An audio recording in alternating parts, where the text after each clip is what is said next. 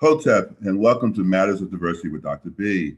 I am happy to have you all be a part of the podcast today. We are still celebrating Women's History Month. And so today's guest, we have Dr. Magdalena Pasarica, and she is a family medicine physician with a PhD in nutrition. She works in the UCF College of Medicine and is an associate professor of family medicine, the medical director for the Night Student-Run Free Clinic, and the education chair for family medicine. That's a lot. She's doing a lot. Dr. Pasarica has an extended expertise in basic translational clinical and medical education research in obesity and lifestyle medicine. She translates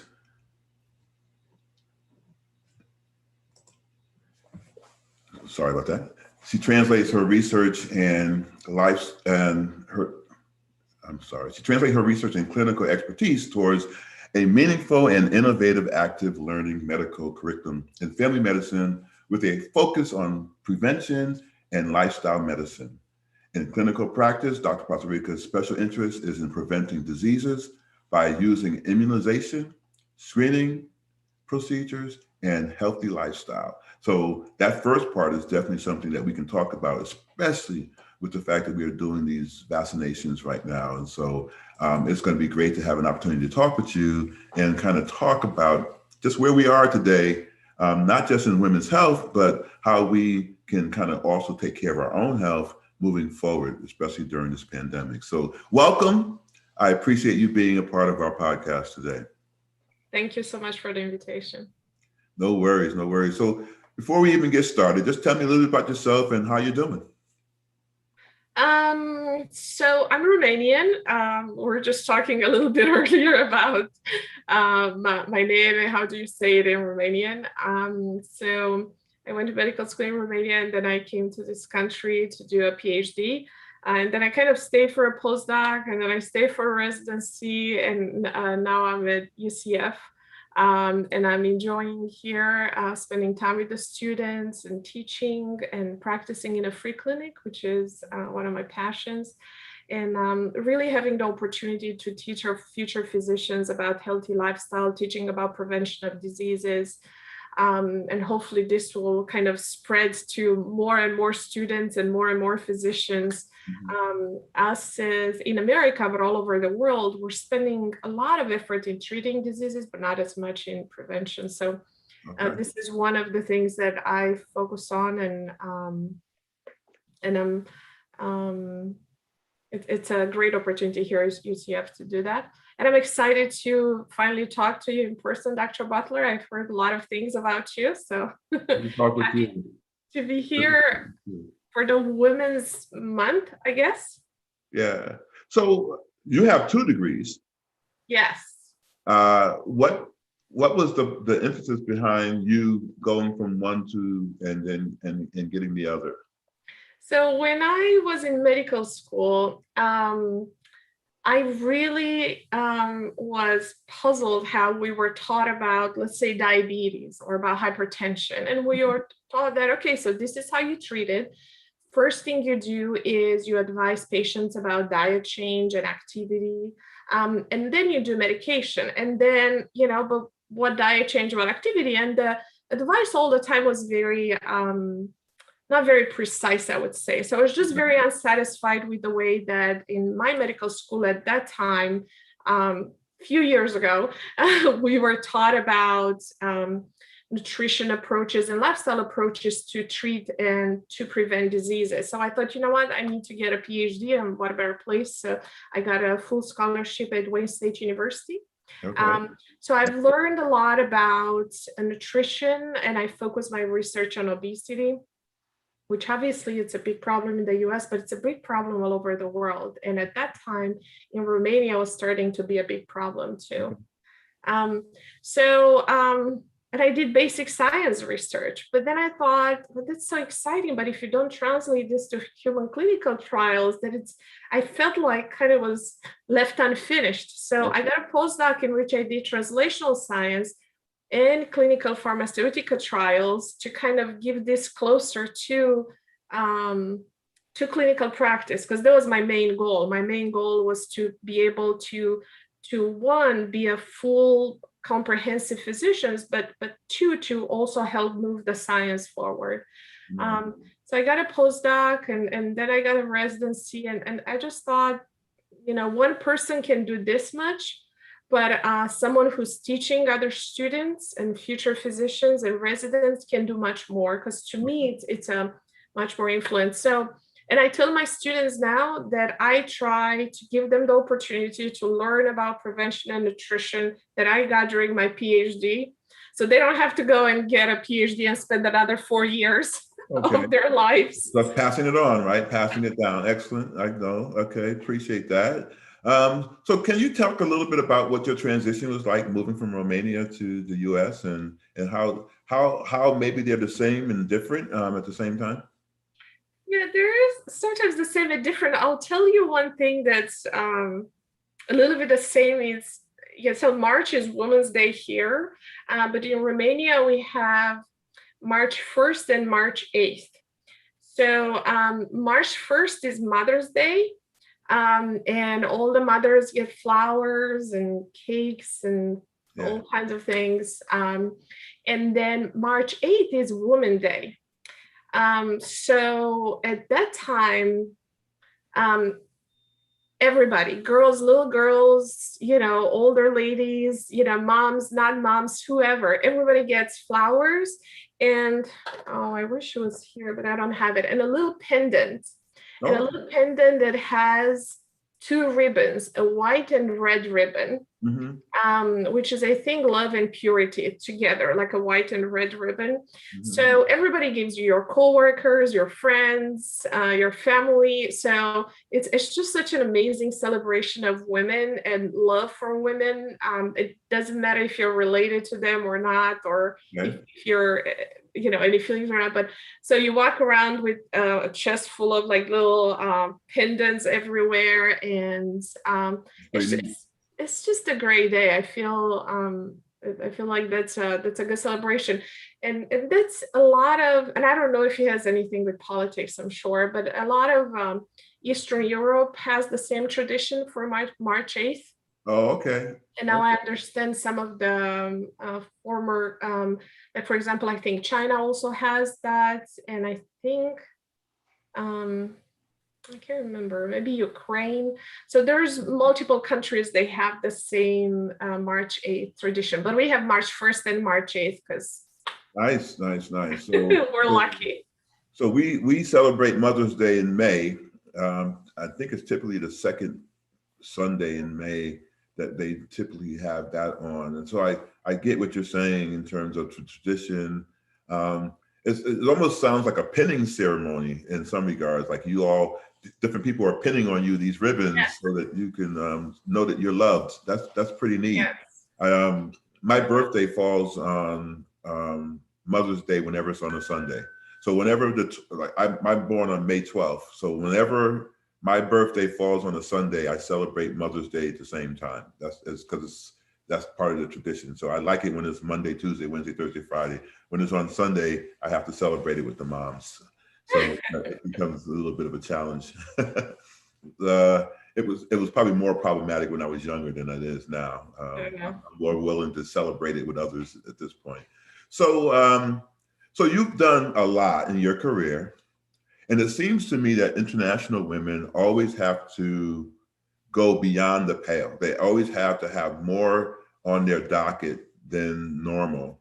Do you feel as though, I know that getting the degree was something that you wanted to do because it helped to edify you and move you forward, but do you feel there was some pressure to have that as an international person here in the US, to have this different degree status or have this expertise?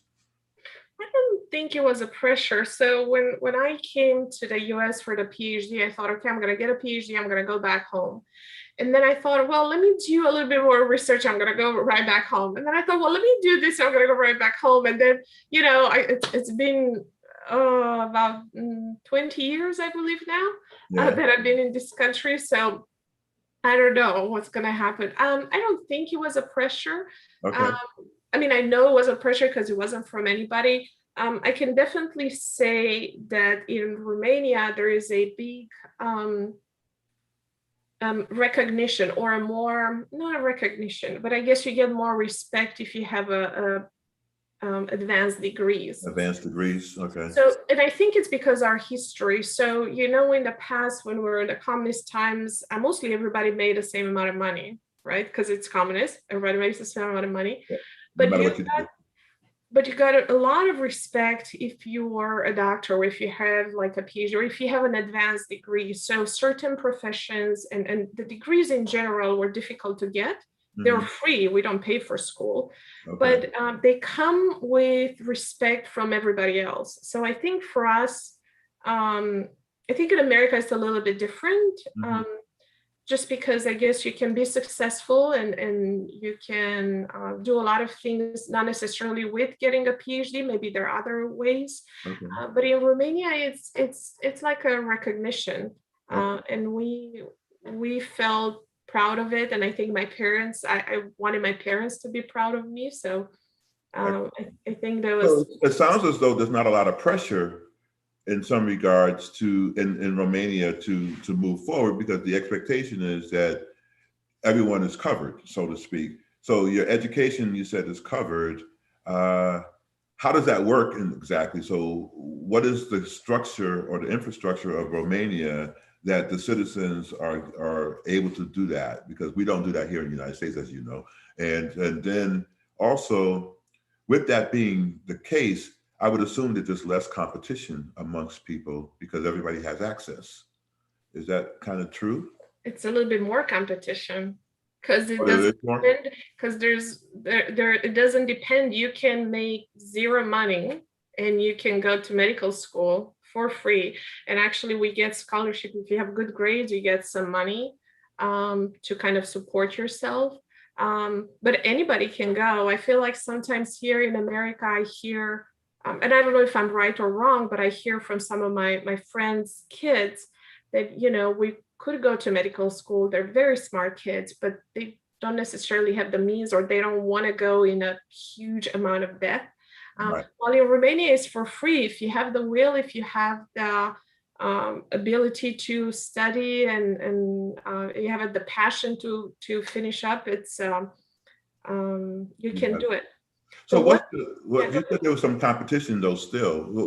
What's the competition based on, if it's not to get in because everybody has access? Oh, it's to get in. That's the competition. Oh. So you don't pay for it. You don't pay for it, but to get in, you have to pass this huge competition. And it's only, let's say, for my medical school, I remember in my year, we had 400 students in 1 year. So we had thousands and thousands of people who took an exam. So it's exam based. It's not interview. There's no letters. It's exam based. Okay. So you take an exam for 3 days. So you take 3 exams in 3 consecutive days. And then the first 400 get in. The other ones, goodbye. They can try again and whatever. Get okay. That's I get it. So I see the competition from that perspective. Yeah. But still, once you get past that mark, you have the 400 students who get in.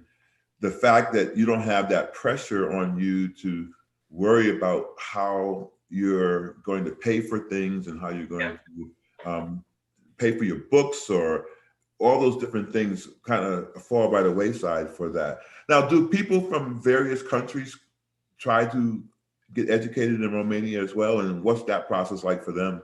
I believe most Europe has free public education for higher education. So I think most Europe has this model. I don't know for sure to tell you exactly which countries, which not, but I believe most countries do have that. You can cross-train, especially now with the European Union. You can go from one country to the other, and it's for very low cost if it is. But in Europe, a lot of the education is free. And that stimulates, I think, more of the I guess more of the competition and the passion. The one thing that's interesting that I want to mention to you, we go to medical school at 18. So when we were 18 years old, but everybody goes like that, right? So when you're about 16, you have to think about, okay, what do I want to do with my life? Because also you cannot cross talk. So if I go to medical school and do 2 years, I cannot move to a different university after that. I have to start from zero, Right. right? Oh, If I go to engineering, I cannot move to, chemistry after that. I have to start chemistry from zero. So when you're about 16, you figure out what you want to do with your life. mhm. And then at 18, and you study extra in those particular fields. Like for medical school, we had chemistry, physics, and biology and physiology. So you study extra in those particular fields because it's going to be a big competition. Right. And then you go compete. And the exam, I believe it's the same. I think for most universities is at the same period. So you Yeah. can't really take an exam for multiple Right. That makes sense. institutions. Yeah. So When you are studying, and is there a obligation that you have to give to the country after you get your degree? Because you came to the United States and you've been here now for 20 years, but you got your medical degree there and you got your PhD in the States. So when you think about it from perspective of them giving you the opportunity to move forward, there is no, this is just something that they give to their citizens, and they don't necessarily hold you all to some type of standard for having to give back to the community once you've gotten the degree.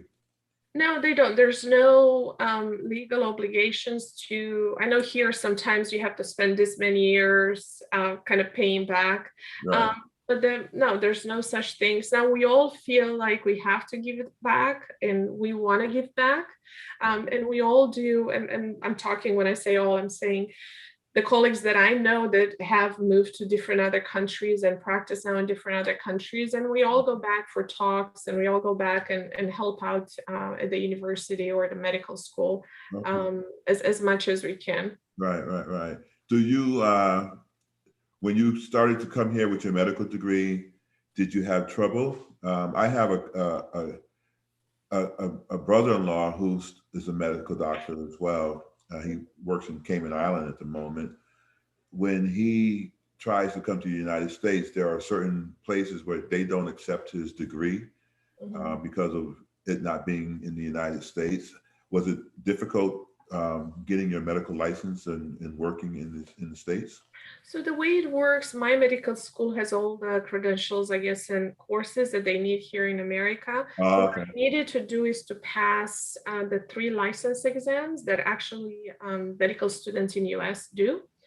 They're called step 1, step 2, and step 2 CS. And you pass those, and then you go into what's called a match program, which is kind of like an application system in which you put your letters of recommendations, you put your scores, different scores from previous school, but especially this scores for these exams that everybody takes who wants to work in America as a medical doctor.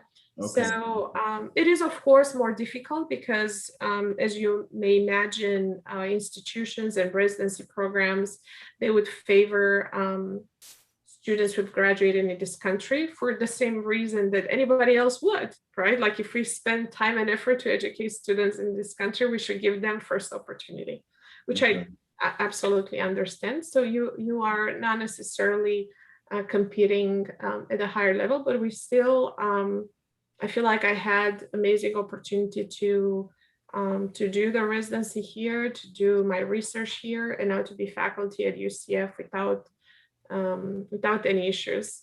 That's great. That's great. I So, didn't feel disadvantaged, no. so the work that you do, how does that support women's health? It does, because family medicine is about everything. Family medicine is about the entire family. It's about adults, about kids, about geriatrics, and it's about pregnancy, which is one of my favorite things to do. And To be pregnant or to work with pregnant women? I'm just messing with you. That's what I think both. I think both. I have one child, as you saw in the first picture. I have a daughter. And it was an amazing time to be pregnant, but I do love to take care of pregnant women. But anytime you take care of the family, you take care of the mother too, right? Because the mother is the one who worries. In most families, mothers are the ones who worry about everybody else. Okay. And I feel like I help either the mothers or the grandmothers. I feel like I help them, and a lot of times, um, the mothers or grandmothers, they say, I'm going to bring you, my son, my daughter, this, my niece, my nephew, and this, they need some help and this and this. It's like, okay. So we work with the whole family. That's one of the benefits of family medicine. I feel like the advantage is that I know everybody. And if I'm lucky enough to take care of the entire family, it's just an amazing opportunity. And I do a lot of prevention for women, and Okay. I do try to kind of to convey to them that if they're not taking care of themselves, they can take care of everybody else. Right. Because a lot of times they put a lot of effort into taking care of their kids, their significant other, their elderly, and then they forget to come for their own visits, or they Mhm. forget to take care of them. So I try all I can to let them know, you need to be healthy. We need to do things to prevent you from getting sick, because if you're getting sick, then you can't take care of anybody else. And that's sometimes a challenge. Yeah. They're really good at taking care of everybody else, but not as much to take care of themselves. So I try to really help them out, and do all we know to do for prevention, and treat them as best as I can. So this is acronym is USPTFC. What does that mean? Is the United States Preventive Task Force Services. So basically, this is an organization in which we have recommendations for primary care. And us in primary care, which family medicine is primary care, we follow certain guidelines which tell us if a person is this age, you should do this and this for screening, this and this for immunizations. Okay. So, and this is easy to identify. I know a lot of women say, I haven't come to see you in like 3 or 4 years because I didn't think it was anything to be done. And it's like, oh yes, you should have come to get screening for this or get immunization for this. So this is something that's available online for anybody to check. They can put their age, sex, I believe BMI, if they're pregnant, non pregnant, smoking, non smoking, and then it gives you a list of recommendations Hmm. and justifications. So I would suggest that if any women who may be listening don't have time to come to the doctor, at least they can look up things that may be indicated for them to do, and can be seen for it if possible. Without getting paranoid, right? Because a lot of times we go do our own medical looking up on Google or something like that, and then all of a sudden we're like, oh my God, I have this. The one thing that I would say that I probably wouldn't want to do is look up, I have this symptom, and then look up what kind of disease it is. Because I think this is when you can get more anxious than you should. Yeah, you Um, freak yourself because out. because your doctor can put it in context, right? Okay. Can put it in context. They can help you out. Different people are different, right? Yes. But Google is not really like a doctor. That's why we can't get treated by Yeah. Google or any other search engine, right? Exactly right.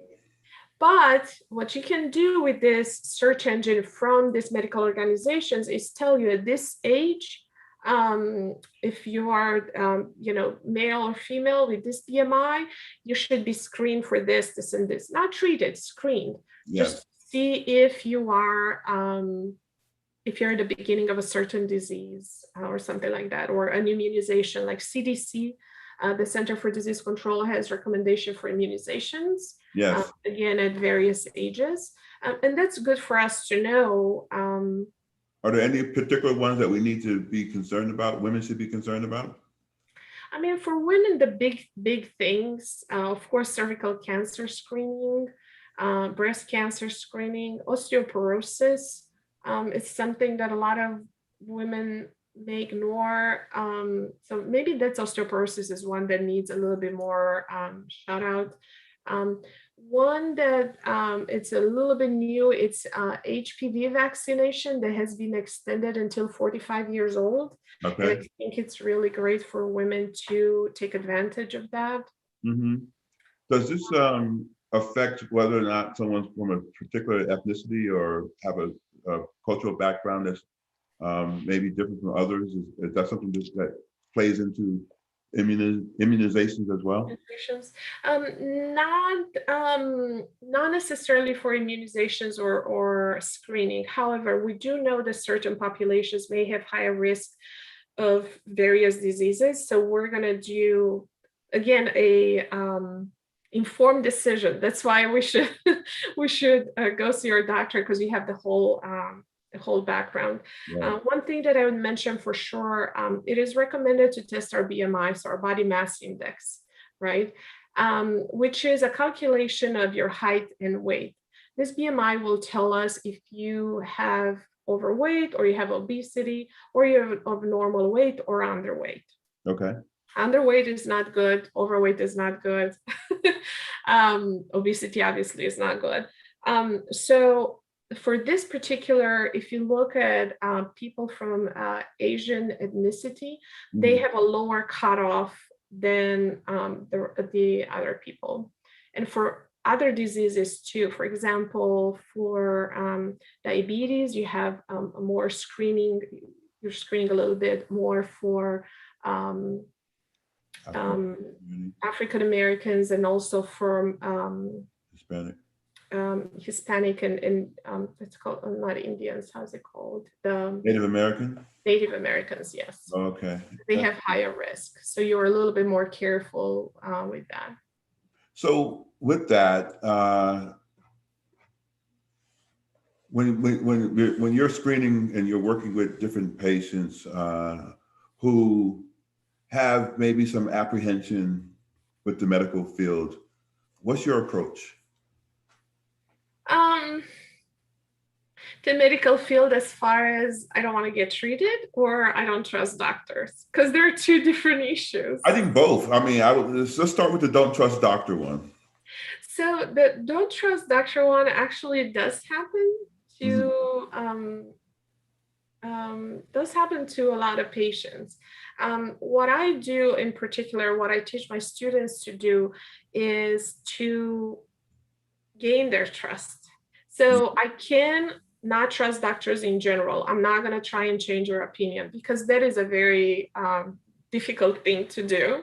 Right. So I try another approach, which is, but you can trust me. I'm not all doctors, so you can trust me.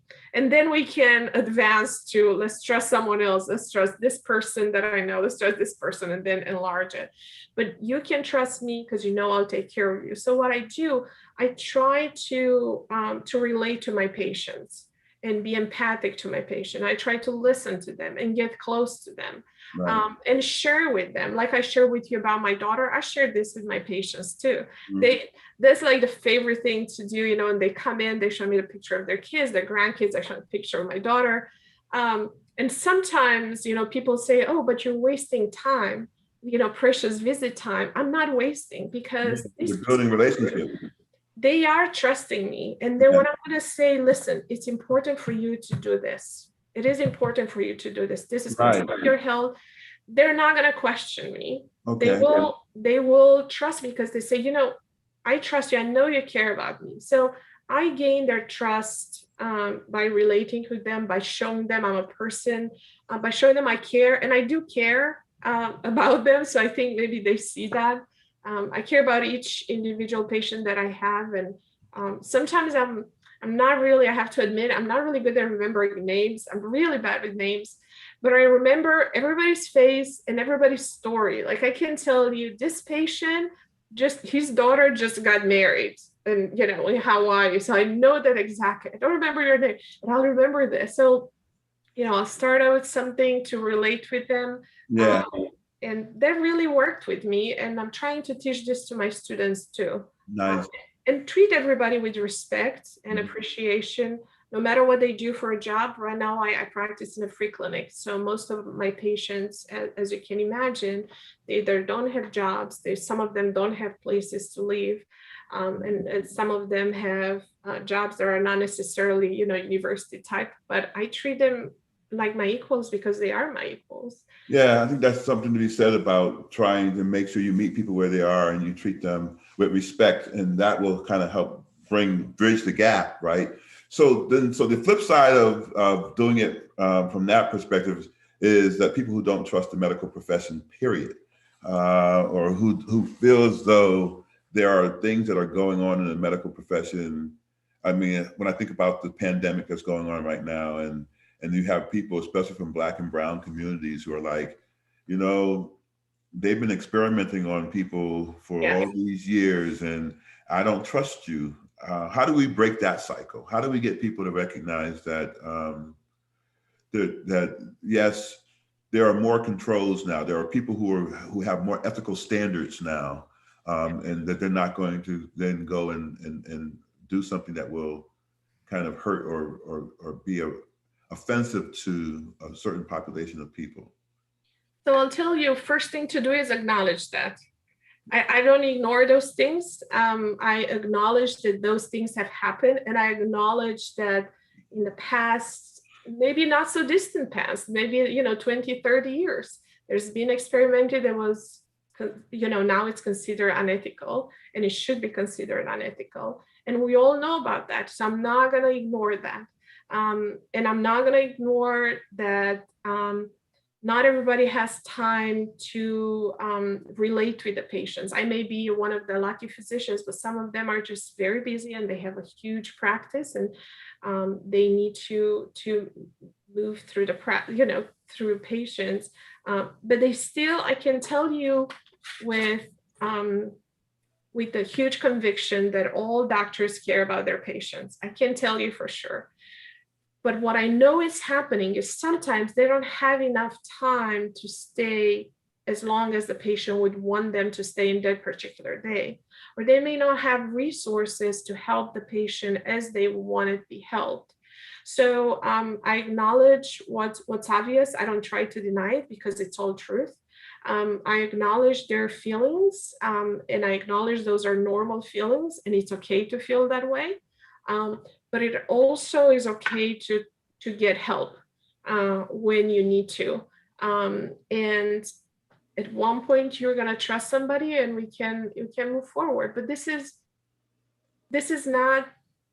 It's going to happen to all of us. It happened to me, right? That we had, and I'm sure all of us, that you went to a doctor and they didn't treat you as you thought it should have been, or you went to I don't know, to the bank and you wanted your statement and it didn't happen. We're all humans. We all have our own lives, I think, and our own issues.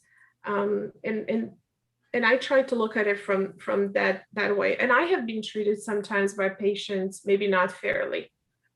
But I try to look at it from the point of view of, they have their own lives, and I don't know what has happened in their lives, and I don't know what previous things have happened. So let me meet you, halfway, and let's try and work things together. And some things I understand, and some things I don't, but I just accept them. Yeah. I know one example is patients who smoke. I try and do a lot of smoking cessation. I've never smoked, so I never had this issue. So I don't know how it is. I know it's very difficult to quit smoking. And that's what I tell them. I'm not going to lie. I never smoked.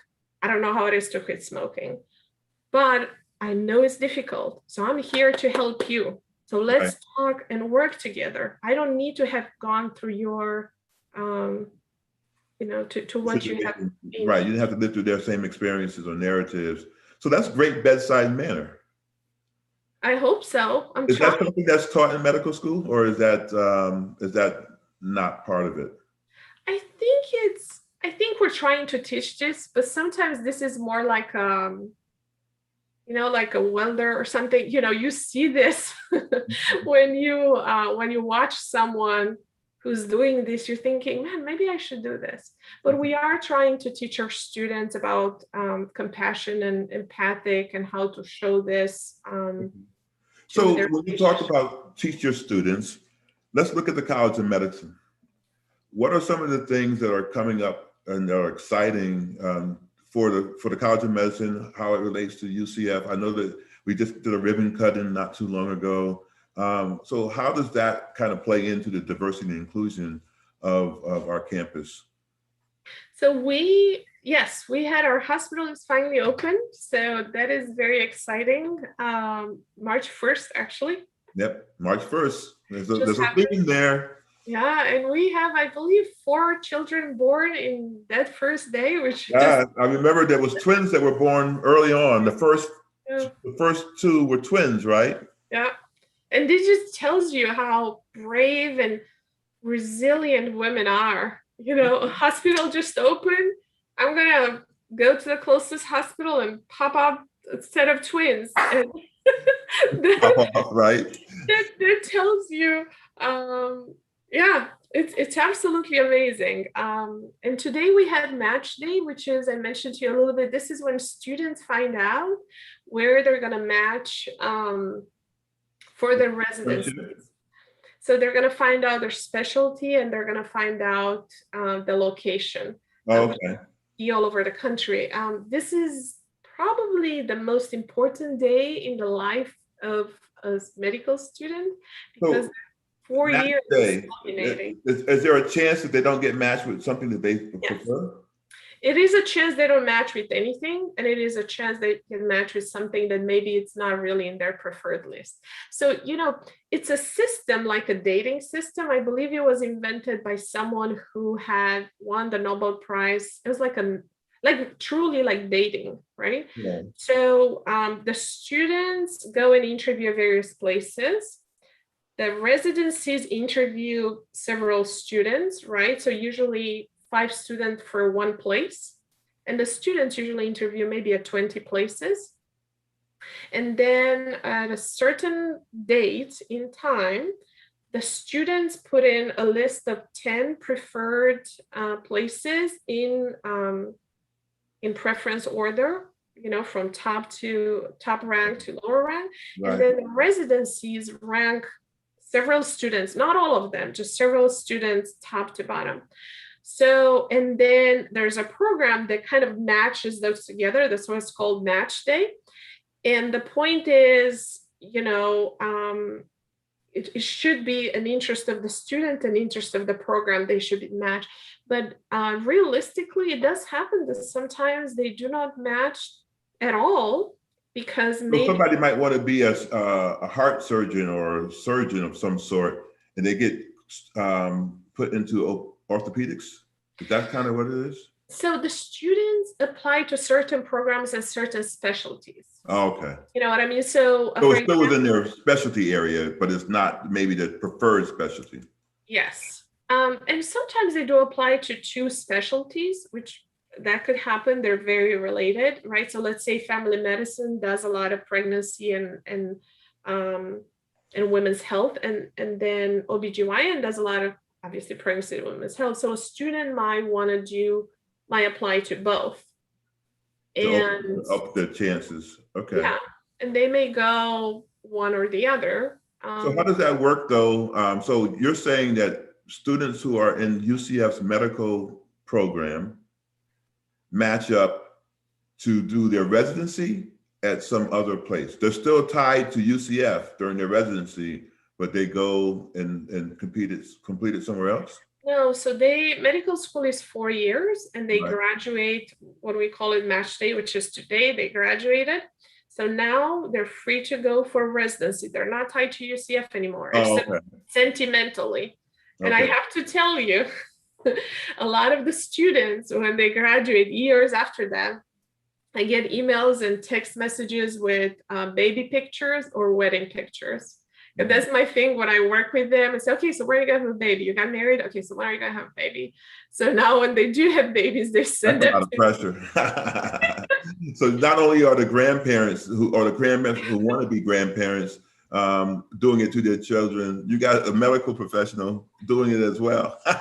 It's an unofficial, Rite of passage. it's not necessarily pressure, but these students are Rite of very, passage. A rite of very passage. busy. Yeah, they're very busy. And I have to tell you, part of women's health, one big important thing of women's health, women have to plan their fertility period. Not like men. That's very different than men, right? So Right. women have a peak fertility, which is about like 22, 25, 27 years old. And then it declines. It doesn't mean that you can get pregnant. You can get pregnant until 50 years old. But it just means that your peak fertility, that the time when you're most likely to have a healthy, happy pregnancy without a lot of tries and help from outside, from medical profession, is within that time period. Well, what happens with medical school and with women who are in higher education is that sometimes, and I've done that myself, you focus on your education, right? It's challenging, it's a lot of time. So sometimes you put having kids a little bit towards the end. Unfortunately, not the end, but the end of your education, or after you complete this and after you complete this. And sometimes it's very dramatic to see that women who cannot get pregnant anymore because they pass that fertility, the peak fertility, or if they do get pregnant, they have what's called advanced age pregnancy, which comes with some risk for the child. So I would say, and that's my point for telling the students, okay, just so you know, if you want a child, your peak fertility is about to, it's about to go down. So try and plan for that. And what I tell them is what I've heard from other people smarter than me. Try and plan for your fertility for your children, just like you plan your career. Okay. Because the reality is we're really good to plan the career. I'm going to do this, I'm going to do this, I'm going to do this. Sometimes we forget about planning for our family life or our having children. And it's just traumatic to see how many women need to go through fertility programs, which are not fun at all. But they do help, I have to say. But they help some people, but not all the people. Right. And I think if you have the right partner, if you find yourself in the right mental place to have children, if you want to have children, you should have children. You shouldn't postpone it, until you may not be able to do it. So, right. So you don't want regrets. Yeah, you don't want regrets. That makes a lot of sense. So you brought up Nobel Prize. Yeah. I know that one of your idols is Marie Curie. Can you tell me how Marie Curie became your idol? So she's just absolutely amazing. She is this Polish lady, originally Polish lady, then she moved to France. But she has received 2 Nobel Prizes. And she's the first woman who received a Nobel Prize in 1903. Remember, 1903 for a woman to receive a Nobel Prize, absolutely amazing. But she's the only person to receive 2 Nobel Prizes in 2 different specialties. We had other people who received 2 Nobel Prizes, but she received one in chemistry, one in physics. And it's just absolutely amazing. If you read about her life, she's just so inspiring. She's a inspiration, I believe, not to women in particular, but to any scientist and any person. She started from Poland, not being able to get educated, to get higher educated because she was a woman, but she was supported by her father who believed in her. And then, she moved to Paris, and that's when she started doing research. And she got a Nobel Prize. And then after the Nobel Prize, she got a faculty position at Sorbonne University after the Nobel Prize, which is quite interesting that it took the Nobel Prize. Wow. She's absolutely amazing in how she managed her life. I know at one point I was reading about her. She has 2 daughters. One is Irene and one is Eve Curie. Both of them have received Nobel Prizes. Irene Curie with her husband, received Nobel Prize in physics, and Eve Curie with her husband received Nobel Prize in peace. And of course, you know that Marie Curie and her husband Pierre Curie received together the first Nobel Prize in physics. So the entire family has a Nobel Prize, at least one Nobel Prize.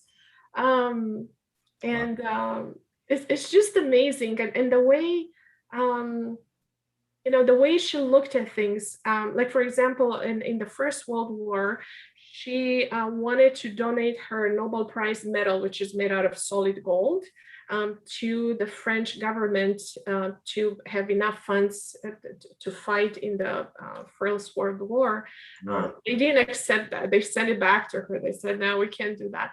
But what she did, though, because the men were fighting in the war, she developed this school of women who were very young women, but she taught them how to use the X-ray machines. She built a mobile X-ray machine, and women were not able to drive at that time again, but she built an X-ray machine that she put it on somehow. She got to mount it on a car, on a big car, I guess, like a truck.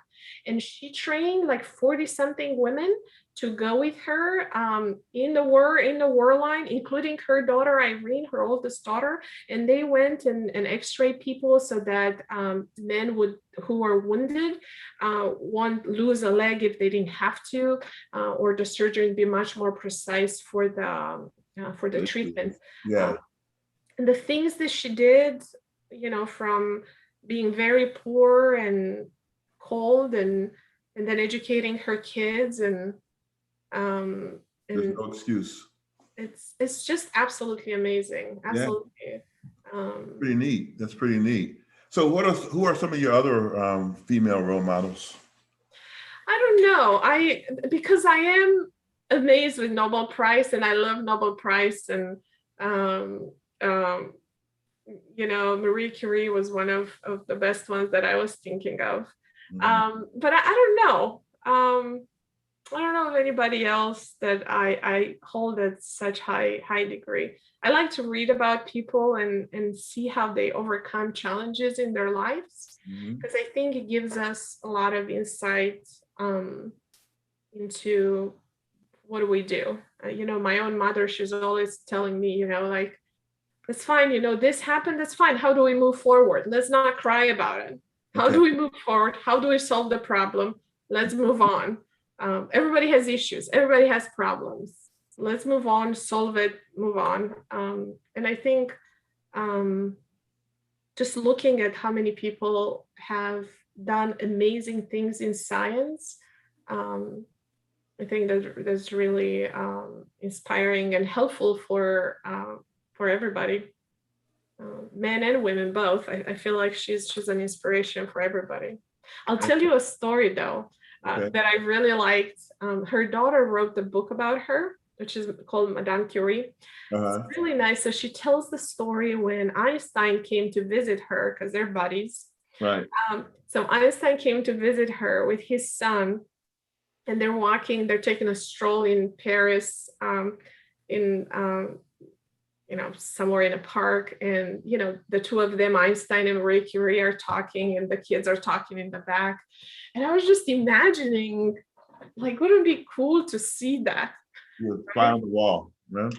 Yeah, and I did visit her lab in Paris for my 40th birthday. Yeah, this was my thing for my 40th birthday. What I wanted to do is go visit Marie Curie's lab and the garden that she had, and talk about lifestyle. So at that time, she built, with the Nobel Prize money, she built this lab, and she built this huge garden in front of the institute. And the point was, she wanted everybody who worked in the lab to take time, work for a while, and then take time off and rest in the garden and get their, a little bit of calm about it and relaxation, all of that.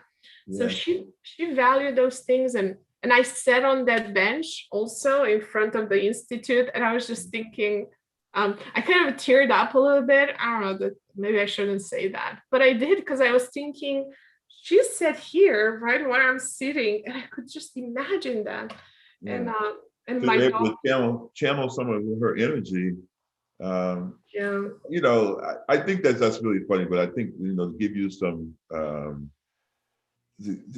that you don't feel like you're isolated there. I think we all do that. We may want to put a front on that we're this, we're not all affected by all these things that are going on, but when we are in spaces, and getting to kind of see what other people have been through or lived through, I think we are impacted. I know when I went to South Africa and I went to the museum there, the apartheid museum, I was affected by sitting on a bench that was utilized for things. I remember, going in when I was in Europe and going in Amsterdam to where, Anne Frank's house, and going into that home and being affected by that. But we need to be able to share those experiences and tell people how it has impacted us and how it actually gives us the energy or the muse, so to speak, to kind of continue to do this work. So Absolutely. excellent. So anything else that we need to know? What anything but from the UCF angle that we need to know about the College of Medicine, and anything that might be germane to women's history? I think one thing to note, but you may know this, we have a woman who's a dean. Yes. And she is an absolutely amazing woman and an amazing dean. So I find that inspiring, and I think she's inspiring all of us women at UCF Yeah, because so everybody, she's talking about Deb German. and we have several other women in leadership at UCF who are chairs and assistant deans, and that has been inspiring to see. Good. And I think UCF does a really great job to have to hire and to, I guess, promote and support women in their careers. I've met several women, including through the leadership, the LEP program that you are Right. organizing at your office. Yes. I've met some amazing women that I find just as inspiring as Marie Curie. And I think this is just so important for us to see and to meet each other. And um, it's not necessarily only for women; it's for everybody, right? Excellent. It's important. It is important. Well, I so appreciate you being a part of today's podcast, and helping us to kind of look at the world of medicine and how much women have impact. Hopefully, that people take something away from the Marie Curie information you shared and just how she's impacted your life. Uh, Again, I mean, very powerful, very powerful. So I thank you for being here today. Uh, we'll be having, I think, 2 more episodes this month. Um, we'll be meeting with a person next week, I think, on women healthcare as well.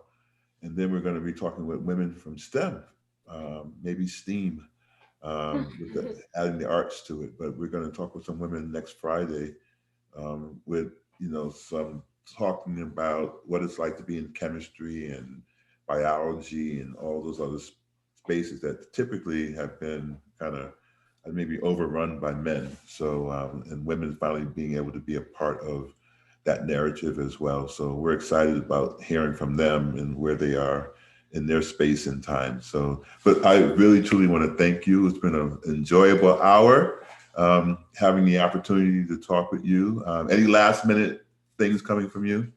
No, thank you. Same here. It's been a pleasure talking to you, and I hope that other women or faculty or staff or UCF people have can take something from this Oh, for conversation. sure. They definitely will. They And definitely will. Very powerful story. I mean, just your narrative from coming from Romania and just hearing how you were educated and what education system is like there and how it differs from ours. And there's so much conversation that's going on now about what we should be doing in America in terms of educating people and what should be free education, what shouldn't be, and all these other things. And we can hear that other countries are really reaching out and doing work for their citizens, giving everybody an opportunity to be able to be successful. That's a powerful story.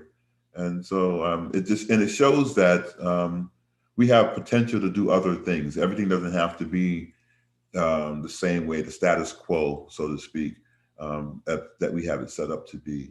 But I'm glad that you got here to the United States. I'm glad you're here at UCF. I look forward to the day when we can kind of talk face to face again. I ask that you stay safe, and we'll get to the other side of this pandemic and be able to do some more things together. All right. Everybody take care of yourself, and help us take care of you also. There you go. That's a great way to end it. Thank you so much. Thank you to the UCF Foundation Office for supporting us. And we're going to just bow out for the rest of today, but we'll look forward to seeing you in the next podcast. Thank you. Bye. Bye-bye.